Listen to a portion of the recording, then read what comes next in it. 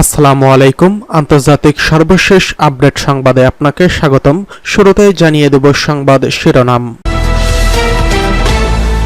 শুরুতে জানিয়ে দেব দোনেস্কের আরও একটি শহর মুক্ত করল রুশ বাহিনী। জানিয়ে দেব আবারও শুরু হয়েছে ইসরায়েল হামাস শান্তি আলোচনা। জানিয়ে দেব গাজায় বর্বর ইসরায়েলি হামলায় নিহত আরও অর্ধশতাধিক ফিলিস্তিনি। সর্বশেষ জানিয়ে দেব পাকিস্তানের খাইবার পাখতুনখোয়ায় সন্ত্রাস বিরোধী অভিযান, 6 সেনাসহ 22 সন্ত্রাসী নিহত। এতক্ষণ শুনছিলেন সংবাদ শিরোনাম, এবারে বিস্তারিত। দোনেস্কের আরও একটি শহর মুক্ত করেছে রুশ বাহিনী।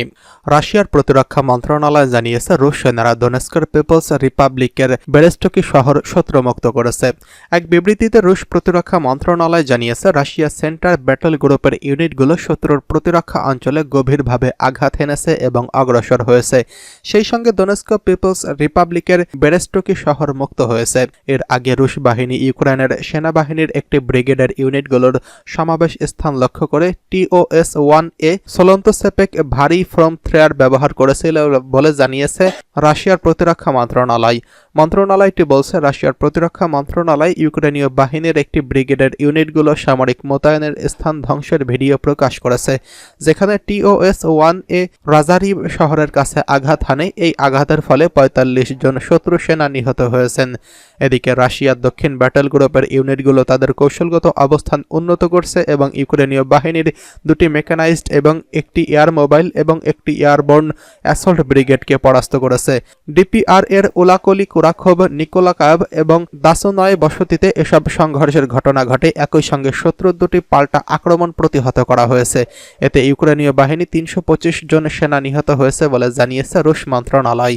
রাশিয়া দিনিপ্রো এবং উত্তর ব্যাটল গ্রুপে আক্রমণে ইউক্রেনীয় বাহিনী একদিনে প্রায় 120 জন সেনা হারিয়েছে। এছাড়া পশ্চিম ব্যাটল গ্রুপগুলোর আক্রমণে ইউক্রেনীয় বাহিনী একদিনে 490 জন সেনা হারিয়েছে বলে জানিয়েছে রাশিয়ার প্রতিরক্ষা মন্ত্রণালয়। অন্যদিকে রাশিয়া সেন্টার ব্যাটল গ্রুপের দায়িত্বরত অঞ্চলে ইউক্রেনীয় বাহিনী গত 24 ঘন্টায় 525 জন সেনা হারিয়েছে বলে উল্লেখ করেছে মন্ত্রণালয়। এছাড়া মন্ত্রণালয় উল্লেখ করেছে যে রুশ বাহিনী ইউক্রেনের সামরিক শিল্প কমপ্লেক্সের সমর্থনকারী শক্তির উৎসগুলোকে ক্ষতিগ্রস্ত করেছে এবং 142টি অঞ্চলে ইউক্রেনীয় বাহিনীর সেনা ও সামরিক সরঞ্জামের সংগঠনগুলো ধ্বংস করেছে। এদিকে রাশিয়ার বিমান প্রতিরক্ষা বাহিনী গত 24 ঘন্টায় ইউক্রেনের 26টি ড্রোন গুলি করে নামিয়েছে।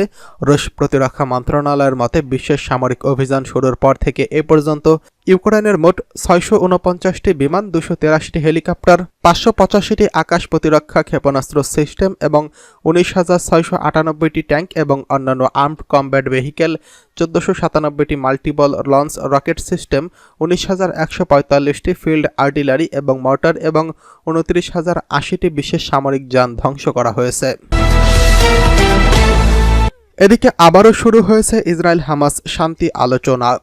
কোনো অগ্রগতি না হয় গত মাসে ইসরায়েল ও হামাসের মধ্যকার একটি চুক্তির জন্য আলোচনা বন্ধ করে দিয়েছিল কাতার যুক্তরাষ্ট্রের মধ্যস্থকারীরা।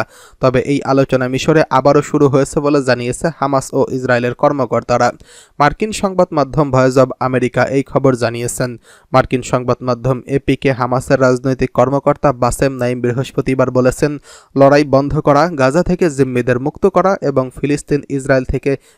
ইসরায়েল থেকে ফিলিস্তিনিদের ছাড়িয়ে আনার প্রচেষ্টা সাম্প্রতিক দিনগুলোতে আবারও সক্রিয় হয়ে উঠেছে। আরেকটি সূত্র এএফপিকে জানিয়েছে কাতারের মধ্যস্থকারীরা মিশরে ফিরে এসেছেন। দ্য ওয়াশিংটনের পোস্টের খবরে বলা হয়েছে গাজায় একটি যুদ্ধবিরতি চুক্তিতে পৌঁছতে ব্যাপক প্রচেষ্টা চলছে বলে ইঙ্গিত দিয়েছে মধ্যস্থকারীরা। মাল্টায় এক বৈঠকের সময় মার্কিন পররাষ্ট্রমন্ত্রী অ্যান্টনি ব্লিংকেনকে ইসরায়েলের পররাষ্ট্রমন্ত্রী গিডিওন সার বলেন, ইসরায়েলের জন্য গাজায় জিম্মিদের মুক্তি এবং তার প্রচেষ্টা অব্যাহত রাখার প্রতিশ্রুতির একটি সুযোগ এসেছে বলে মনে করেন তিনি। বৃহস্পতিবার রাতে ইসরায়েলের মন্ত্রিসভার একটি বৈঠকের পর ইসরায়েলি চ্যানেল 12 সরকারি কর্মকর্তাদের বরাতে জানায়, কাতারি ও মিশরীয়রা মনে করেন যে ওই অঞ্চলে একের পর এক নতুন পরিস্থিতির সৃষ্টি হয়। হামাস দ্রুত একটি আলোচনা শুরু করতে চায়, এমনকি সেটি যদি একটি আংশিক চুক্তিও হয় এবং ইসরায়েল যদি আগে থেকে যুদ্ধ বন্ধ করার ঘোষণা নাও দেয়, তবুও তারা একটি চুক্তি চায়। প্রতিবেদনটিতে বলা হয়, যুদ্ধবিরতি চুক্তির মধ্যে নারী, শিশু এবং আহত জিম্মিদের মানবিক মুক্তি অন্তর্ভুক্ত থাকবে, আর ইসরায়েল তাদের দেশে কারাবন্দী শত শত ফিলিস্তিনিকে মুক্তি দেবে। প্রতিবেদনে আরও বলা হয়, আগামী সপ্তাহের শুরুর দিকে নতুন প্রস্তাব নিয়ে আলোচনার জন্য একটি ঊর্ধ্বতন ইসরায়েলি প্রতিনিধি দল কায়রোর উদ্দেশ্যে রওনা হবেন। এদিকে গাজায় বর্বর ইসরায়েলি বাহিনীর হামলায় নিহত আরও অর্ধশতাধিক ফিলিস্তিনি। ফিলিস্তিনের অবরুদ্ধ গাজা ভূখণ্ডে ইসরায়েলি বর্বর হামলায় একই দিনে কমপক্ষে আরও অর্ধশতাধিক ফিলিস্তিনি নিহত হয়েছেন। এতে করে উপত্যকাটিতে নিহতের মোট সংখ্যা দাঁড়িয়েছে ৪৪,৫৬০ জন। এছাড়া গত বছরের অক্টোবর থেকে চলা এই হামলায় আহত হয়েছে আরও প্রায় লক্ষাধিক ফিলিস্তিনি। এক প্রতিবেদনে এই তথ্য জানিয়েছে বার্তা সংস্থা আনাদোলু। প্রতিবেদনে বলা হয়েছে, গাজা উপত্যকায় ইসরায়েলের চলমান হামলায় কমপক্ষে আরও ৫২ জন ফিলিস্তিনি নিহত হয়েছেন। এতে করে গত বছরের অক্টোবর থেকে এ পর্যন্ত মোট মৃতের সংখ্যা বেড়ে ৪৪,৬৬৪ জনে পৌঁছেছে বলে অবরুদ্ধ এই ভূখণ্ডের স্বাস্থ্য মন্ত্রণালয় জানিয়েছেন। এক বিবৃতিতে মন্ত্রণালয় জানিয়েছে, নিরলস এই হামলায় আরও অন্তত ১,০৫,৯৭৬ জন ব্যক্তি আহত হয়েছেন। মন্ত্রণালয় বলছে, গত ২৪ ঘণ্টায় ইসরায়েলি বাহিনীর অব্যাহত আগ্রাসনে ৫২ জন নিহত এবং আরও ১৪২ জন আহত হয়েছেন।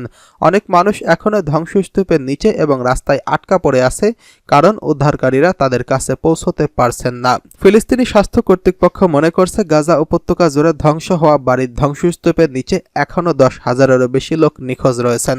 গত ৭ অক্টোবর হামাসের নজিরবিহীন আন্তঃসীমান্ত হামলার পর থেকে ইসরায়েল গাজা উপত্যকায় অবিরাম বিমান ও স্থল হামলা চালিয়ে যাচ্ছে। ইসরায়েলি এই হামলায় হাসপাতাল, স্কুল, শরণার্থী শিবির, মসজিদ, গির্জাসহ হাজার হাজার ভবন ক্ষতিগ্রস্ত বা ধ্বংস হয়ে গেছে। এদিকে পাকিস্তানের খাইবার পাখতুনখোয়া সন্ত্রাস বিরোধী অভিযানে ৬ সেনাসহ নিহত ২২ সন্ত্রাসী। পাকিস্তানের খাইবার পাখতুনখোয়া ৩টি জেলায় সন্ত্রাসীদের সঙ্গে শুক্রবার এবং শনিবার সংঘর্ষে ৬ সেনা নিহত এবং ২২ জন সন্ত্রাসী নিহত হয়েছেন। পাকিস্তানের সামরিক বাহিনীর গণমাধ্যম শাখা আইএসপিআর এই তথ্য দিয়েছে। আইএসপিআর এক বিবৃতিতে জানিয়েছে, খাইবার পাখতুনখোয়ার থল জেলায় সন্ত্রাসীদের একটি নিরাপত্তা চৌকিতে হামলার চেষ্টা ব্যর্থ করে দেয় সেনাবাহিনী। সংঘর্ষে ৩ সন্ত্রাসী নিহত হয়, তবে তীব্র গোলাগুলির সময় ৬ জন সেনা সর্বোচ্চ আত্মত্যাগ করে শহীদের মর্যাদা অর্জন করেছেন। তারা হলেন সেপাই নিজামুদ্দিন, নাইব সুবেদার মোহাম্মদ খালিক, হাবিলদার Jadid Ali, lance Naik Shahidur Rahman, Sifatullah, উলাইয়াত Hussain. Tank জেলার গুল ইমাম এলাকায় সেনাবাহিনীর গোয়েন্দা তথ্যের ভিত্তিতে পরিচালিত এক অভিযানে ৯ সন্ত্রাসীকে হত্যা করা হয়। ওই অভিযানে আরও ৬ জন আহত হয়েছেন। উত্তর ওয়ারিজিস্তান জেলায় অন্য একটি অভিযানে ১০ জন সন্ত্রাসীকে সফলভাবে নিরস্ত্র করা হয়েছে বলে জানিয়েছে আইএসপিআর। সন্ত্রাসীদের অবশিষ্ট উপস্থিতি নির্মূল করতে এলাকায় অভিযান অব্যাহত রয়েছে। আইএসপিআর এর বিবৃতিতে বলা হয়েছে, সন্ত্রাসবাদের বিরুদ্ধে লড়াইয়ে পাকিস্তানের নিরাপত্তা বাহিনী অঙ্গীকারবদ্ধ। আমাদের সাহসী সেনাদের এই আত্মত্যাগ আমাদের সংকল্প আরও দৃঢ় করে।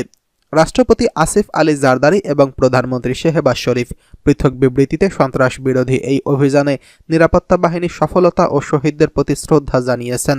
রাষ্ট্রপতি আসিফ আলী জারদারি বলেছেন, ২২ জন সন্ত্রাসীকে হত্যায় এই সাফল্য নিরাপত্তা বাহিনীর একটি বড় অর্জন। সন্ত্রাসীদের সম্পূর্ণ নির্মূল না করা পর্যন্ত এই অভিযান চলবে।